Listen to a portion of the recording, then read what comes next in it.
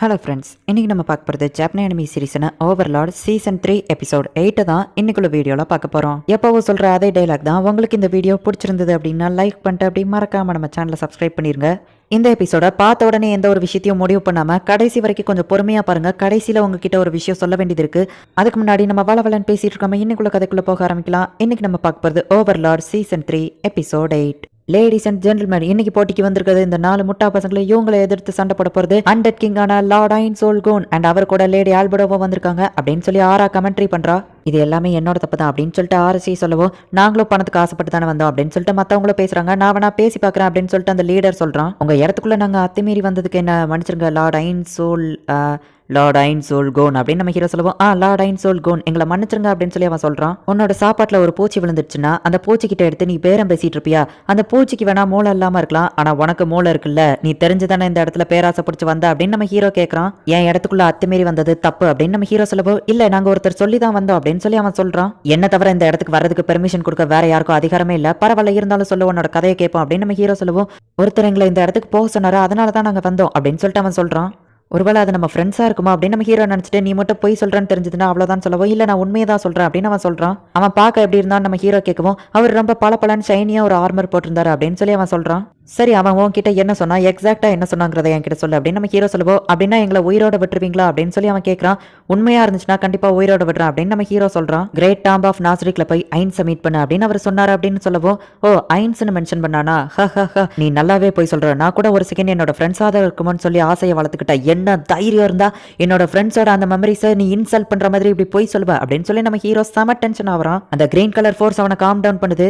Actually நீ சொன்ன இந்த பொய்க்கு நான் இப்படி தான் கோவப்பட்டிருப்பேன், ஆனால் உன்னோட உயிரை காப்பாற்றணுங்கிறதுக்காக நீ இப்படி போய் சொல்கிற. நான் அதில் எந்த ஒரு குறையோ சொல்லலை. அப்புறம் ஆல்பர்டோ, நீங்கள் 2 பேரும் உங்கள் காதை முடிக்கோங்க. கார்டியன்ஸ் யாருக்கெல்லாம் நான் பேசுறது கேட்குதோ எல்லாரும் உங்கள் காதை முடிக்கோங்க அப்படின்னு சொல்லிட்டு நம்ம ஹீரோ கெட்ட வார்த்தையில் பேசிட்டு, அமீர்ஜோட பிளானுக்காக தான் இந்த மாதிரி ஆளுங்களெல்லாம் உள்ள விட வேண்டியது இருக்கு அப்படின்னு சொல்லி சட்டையை கழட்டவோ ஷெல்டியர் எட்டி பாக்குறா. இப்போ எல்லாரும் உங்க காதுல இருந்து கை எடுத்துக்கோங்க அப்படின்னு சொல்லிட்டு நம்ம ஹீரோ இப்போ சண்டைக்கு ரெடி ஆகிறான். இப்போ அவங்க எல்லாருமே சேர்ந்து நம்ம ஹீரோவை டீமா அட்டாக் பண்றாங்க. நம்ம ஹீரோ ஒரு ஸ்வாடை வச்சு அவங்க கூட சண்டை போட்டுட்டு இருக்கான். நம்ம ஹீரோக்கு எதுவுமே ஆகாததை பார்த்து அவங்க ஆச்சரியப்படுறாங்க. எல்லாருமே ஒரே நேரத்தில் ஒன்னா பிளான் போட்டு செயல்பட்டு நம்ம ஹீரோவை அவன் அட்டாக் பண்ணிருந்தான். ஆனா நம்ம ஹீரோக்கு எதுவுமே ஆகல.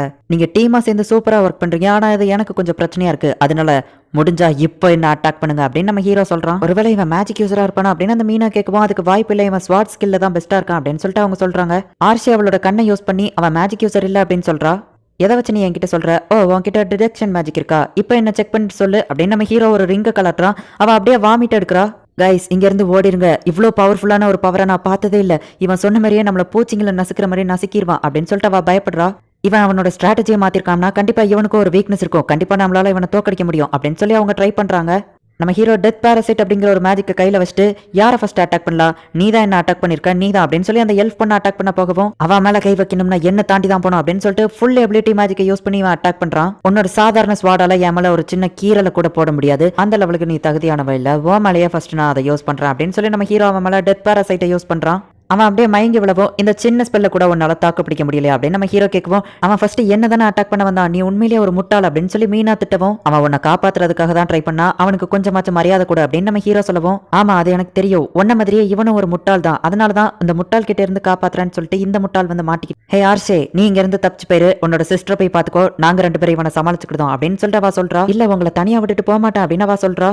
என்னோட இடத்துல நீங்க அத்துமீறி நுழைஞ்சதுனால கண்டிப்பா என்ன உங்களால உயிரோட விட முடியாது அப்படின்னு நம்ம ஹீரோ சொல்றான். இவனை கண்டிப்பா நாங்க எப்படியாச்சும் தோக்கடிச்சிட்டு உன்னை தேடி நாங்க வருவோம், நீ இங்க இருந்து தப்பிச்சு போயிரு, இந்த காசை வச்சுக்கோ அப்படின்னு சொல்லி அவன் கொடுக்குறான். உன்னோட ஃபிளையிங் மேஜிக்கை யூஸ் பண்ணி பறந்து போயிரு, இவனை உன்னை பின்தொடர விடாம நாங்க பாத்துக்கிட்டோம் அப்படின்னு சொல்லி அவங்க சொல்றாங்க. நீங்க மட்டும் என்ன தேடி திரும்ப வரலன்னா நான் உங்களை மன்னிக்கவே மாட்டேன் அப்படின்னு சொல்லி அவ அங்க இருந்து பறந்து போயிருந்தா. உங்களோட ஃப்ரெண்ட்ஸ்க்காக நீங்க உங்களை சாக்ரிஃபைஸ் பண்ண ரெடி ஆயிட்டீங்களா அப்படின்னு நம்ம ஹீரோ கேட்கவும், ஆமா வேற என்ன பண்ண சொல்ற அப்படின்னு அவன் கேட்கறான். உங்க இடத்துல நான் இருந்திருந்தாலும் இதை தான் கண்டிப்பா பண்ணிருப்பேன் அப்படின்னு சொல்லுவான். அப்படின்னா எங்களை உயிரோட வெட்ட வேண்டியதானே அப்படின்னு அவ கேட்கறா.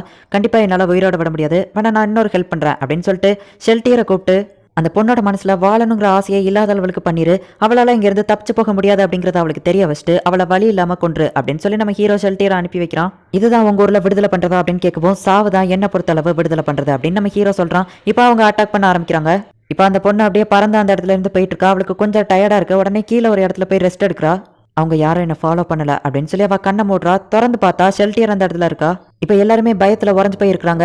ஆரா, நீ மாரேவை கூட்டிட்டு நம்ம பிளான் படி அங்க கிளம்பு அப்படின்னு சொல்லவும், என்கிட்ட இதை நீங்க கொடுத்ததுக்கு ரொம்ப தேங்க்ஸ் மைலாட் அப்படின்னு சொல்லிட்டு ஆரா அங்க இருந்து கிளம்புறா. உங்ககிட்ட ஒண்ணு மட்டும் கேட்கணும்னு ஆசைப்படுறேன். சாவுதான் காரணம் அப்படின்னா என்ன வச்சு நீங்க அடுத்து என்ன பண்ண போறீங்க அப்படின்னு சொல்லி அவன் கேட்கறான். உங்களை வச்சு நான் சில எக்ஸ்பெரிமெண்டல் பண்ண வேண்டியது இருக்கு. உங்களோட மெமரிஸ் ஆல்டர் பண்ணி வேற ஒருத்தர் தான் உங்களை கடவுள்னு நம்ப வைப்பேன். அப்படி இருந்தாலுமே உங்களோட மேஜிக் பவர் ஒர்க் ஆகுமா?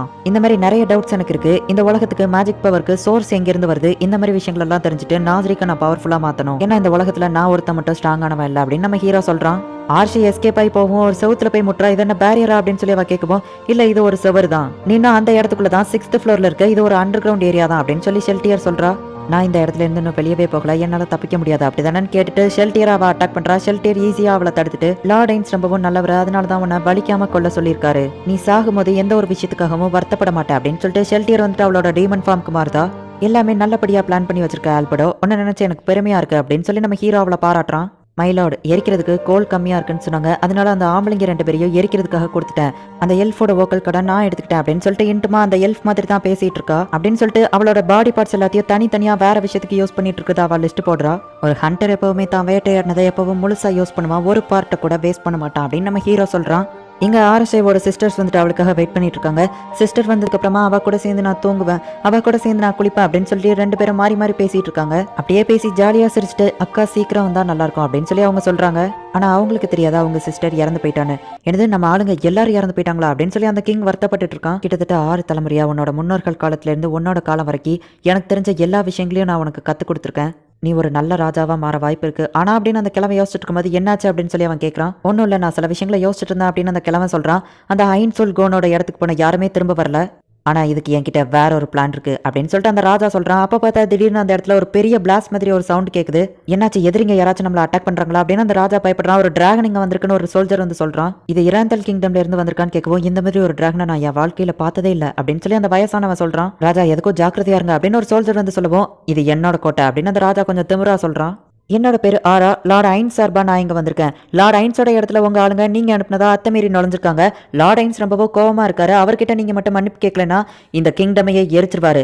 அதுக்கு சாம்பிள் காட்டுறதுக்காக இங்க இருக்கிற எல்லாரையும் நாங்க கொன்னுட்டு போறோம் அப்படின்னு சொல்லிட்டு மாறே அப்படின்னு சொல்லவும், மாறே அவனோட மேஜிக்கை யூஸ் பண்றான். அங்க கீழே நின்னுட்டு இருக்கிற எல்லாருமே பூமி 2ஆ பொளக்குது, கீழே விழுந்து இறந்து போறாங்க. இதை பார்த்து அப்படியே எல்லாரும் ஷாக் ஆகி போய் நிக்கிறாங்க. இந்த இடத்துல இந்த எபிசோட் முடியுது. ஒரு சைடு பார்க்கும்போது நம்ம ஹீரோவை எல்லாரும் தப்பா வில்ல மாதிரி நினைப்பீங்க. இப்போ உங்க வீட்டுக்குள்ள ஒரு திருடன் வரான் அப்படின்னா நீங்க அவனை பார்த்து கொஞ்சிட்டு இருப்பீங்களா? அப்படி இல்லைன்னா அவனை நீங்க அடிச்சு போலீஸ்ல பிடிச்சு கொடுப்பீங்களா? எல்லா திருடங்க பக்கமுமே ஒரு நியாயம் இருக்கும், அவங்க திருடுறதுக்கு ஒரு காரணம் இருக்கும். அதே நேரத்துல நம்ம ஹீரோ வந்துட்டு கஷ்டப்பட்டு அவன் ஃப்ரெண்ட்ஸ் கூட சேர்ந்து அந்த நாசரிக்ல நிறைய விஷயங்களை சேர்த்து வச்சிருக்கான். அதை ஒருத்தங்க வந்துட்டு ஈஸியா திருடிட்டு போக விட்டுருவானா என்ன? அதனால ஹீரோ மேல எனக்கு தப்பு இருக்கிற மாதிரி தோணல.